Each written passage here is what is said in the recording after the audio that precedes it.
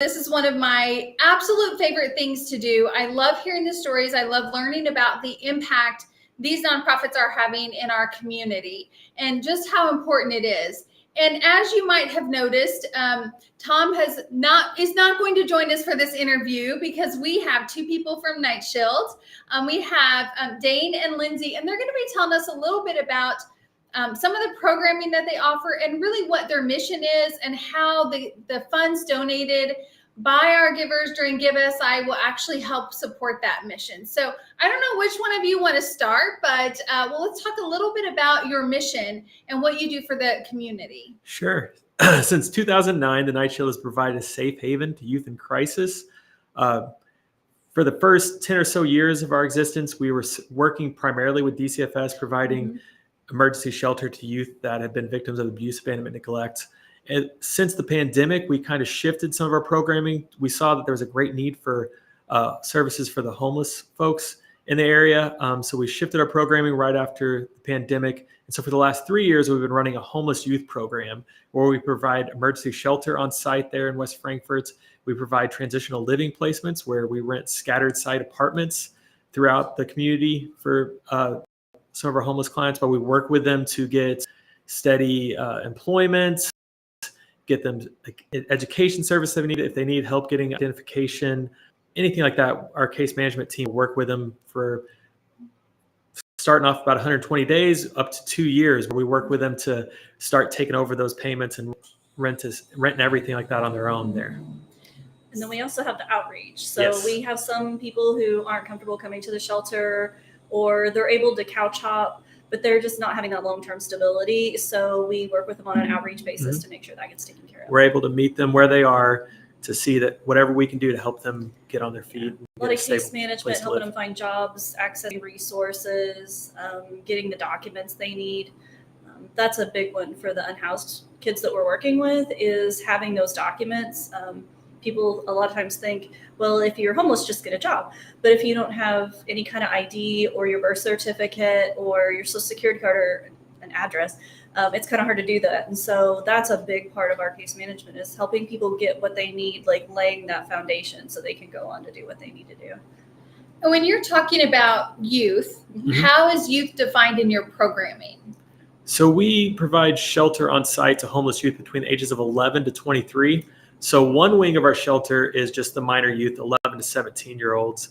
And then the other wing of our shelter is the young adults, 18 to 23. And it can include single mothers with their little ones. So we're able to keep the families intact there. Pregnant and parenting youth are our priority population. So we've had single parents come through with a couple kids with them. And that's always fun because we enjoy having the little people running around. But, we had a Halloween where we had a little guy dressed up like Spider-Man and stuff. Great. And we did, had him trick or treat up and down the halls to the offices and everything. It was really cool.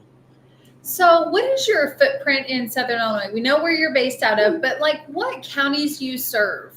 So we serve all 17 Southern Illinois counties. Name them. Honestly, it would take me a minute, but I could do it. But I bet you could. I would have to write them down because especially those southern seven. So basically Mount Vernon to Cairo, river to river, excluding the Metro East because they have more services in that area. But 17 counties. So we are everywhere. Which I can't name all of the 17 either because I had to for something one day, and I did it, but it took me a good 5-10 minutes. So we're kind of in that same footprint for SICF, and there's just no way that I'd be able to name them off. Just because once I've been asked, there's no way I could think through that. So definitely. So tell us a little bit about what you want to raise the money for during GiveSI. What is that money going to go to? It will go directly to the clients and the youth that we serve. We're funded by grants, but the grants fund the bare minimum. The bare minimum. So any extra things that we need incentives to help, because we work with especially the young adults, we work with them to get employment opportunities. So any kind of if they need work clothing or things like that it's good to have funds for that. And then for our minor youth, again, we don't have any extra funding to cover a lot of what their extra needs may be. So any funding that we can get to that can get them maybe a new pair of shoes for school.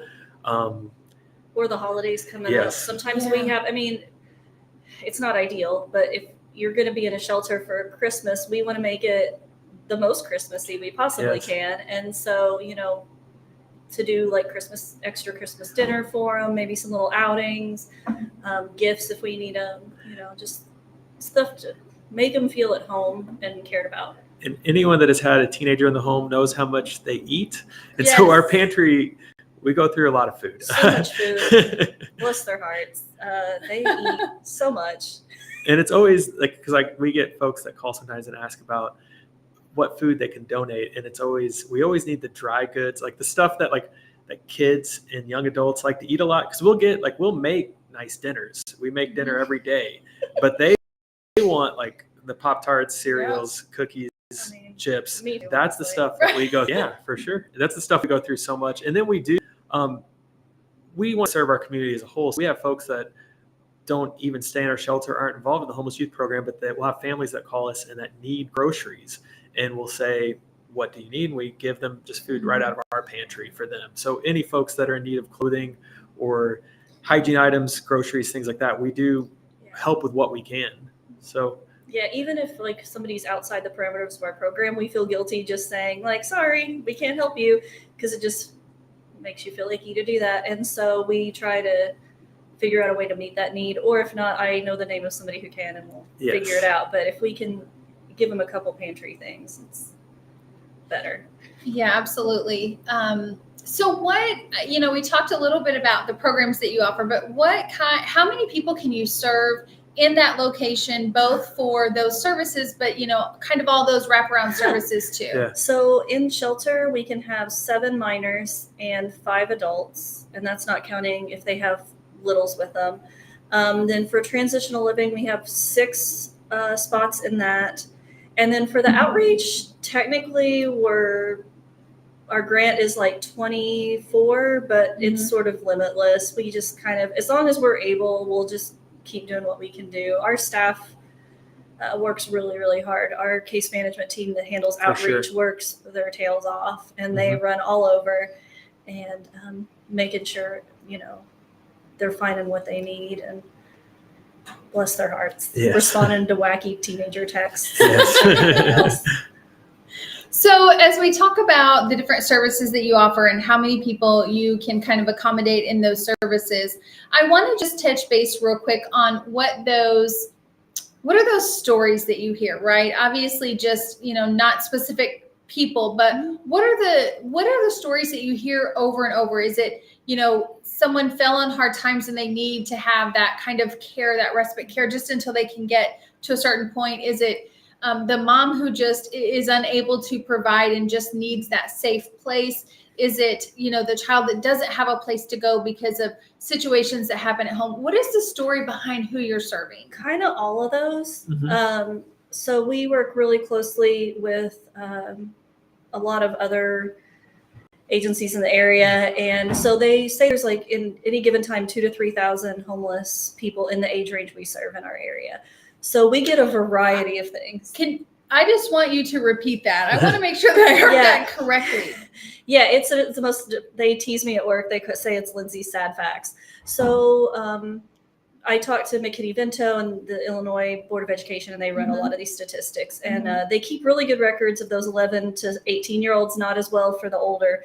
So there's about 2,000 at least of just the minors. And then, so once you add on the up to 23, about 2,000 to 3,000 people in just Southern Illinois.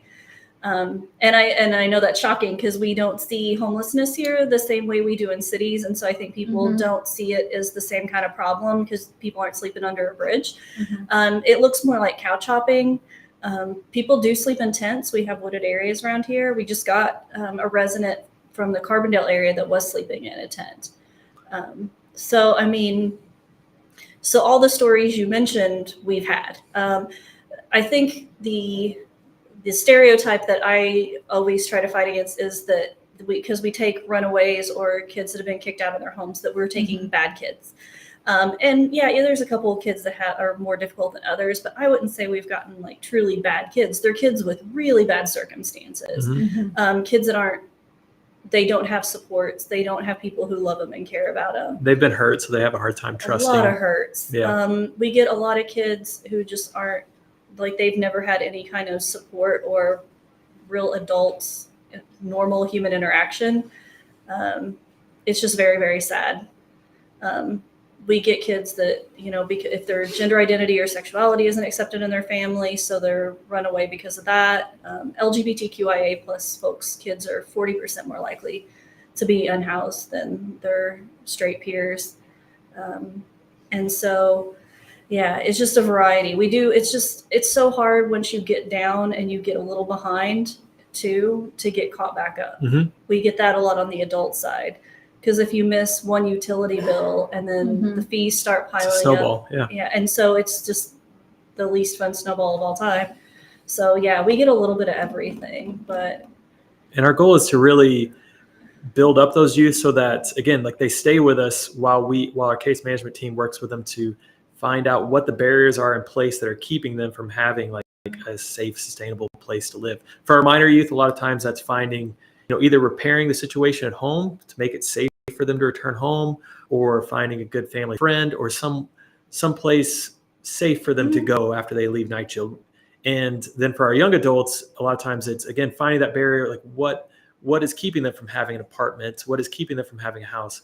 If it's a job, then we're going to help them find one. If it's perhaps it's mental health issues, we're going to help them get support for that. Substance abuse, we're going to help them get support for that. Whatever the barrier is, we're going to break through it so that they can have a safe, sustainable place to live. And 85% of the youth that we've had in the 3 years that we've been operating the homeless youth program have left the Night Shield into safe, sustainable housing after that. So, and we continue to work with them to make sure that they're keeping that up the best that so we even can. once kiddos leave us, we stick with them for up to a year, checking in and making sure they're doing okay, making sure they still have the resources that they need, things like that. We do follow-ups. And sometimes it's just, hey, yeah, I'm doing great. I won my swim meet the other day and it was awesome. Or I started my new school and now my grades are a lot better because I'm in a stable place. Like, those are super fun. But every once in a while they'll say, yeah, we're back together, but this area we're struggled a little bit, and we'll hit them with a resource or connect them with another agency to try to keep them stable while they're there. Yeah. And I'm sure developing that relationship is incredibly important, being able to meet the needs and serve the community, but really having that relationship that they can discuss those things, with you. And, that's really critical. Some of the information you just talked about, we did an interview today earlier with Rainbow Cafe. They were Carrie was able to share some of that information with us as well. And so I know that's probably going to be one of those things that a lot of the people who are listening may not be aware of, right? They may just not know that information. Oh yeah. I think we like to think, because Southern Illinois it's small, everybody knows everybody, and we're genuinely, I think, pretty giving, nice people. I'd say the majority of Southern Illinoisans are giving, kind people. And so we like to think that we don't have the same problems as cities.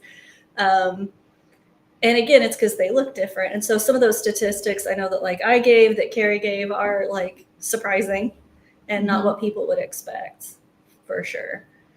Yeah. So when we talk about getting these donations, I want to make sure that, we kind of highlight the fact that when someone's donating and when they go on to GiveSI.org and they click through the nonprofits and they get to the Night Shield, they're really donating to potentially save a youth, right? So their donation is more than just, that one-time donation, right? That donation is going to carry that person from one place to another, whatever that looks like for them.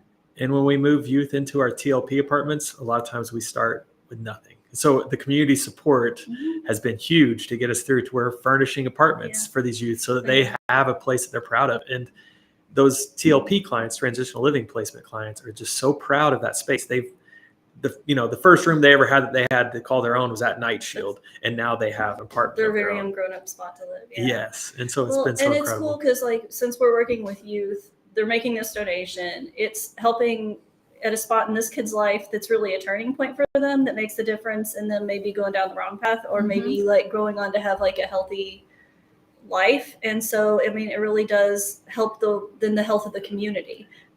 And it shows that we believe in them. Sorry. It shows that the community Yeah. believes in them, not just Night Shield, the community Yeah. believes in you. Yeah.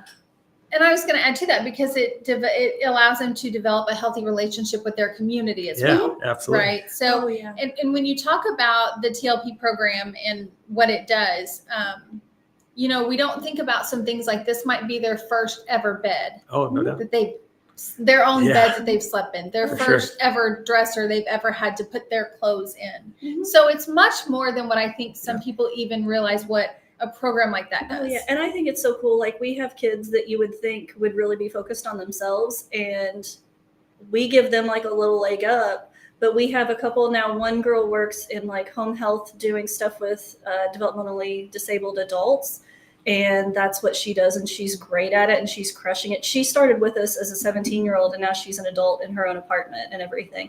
And then we have another, you know, we have a guy living in the shelter right now who's coming out of a really rough place. But the other day he went and volunteered at a food bank to help other people. So like it, you know, it pays forward too. Yeah. So you've shared a lot of great information. I just want to end again on going to GiveSI.org and making sure that your donation goes to help the youth who are unhoused right now, the ones who are going to be critical in our communities.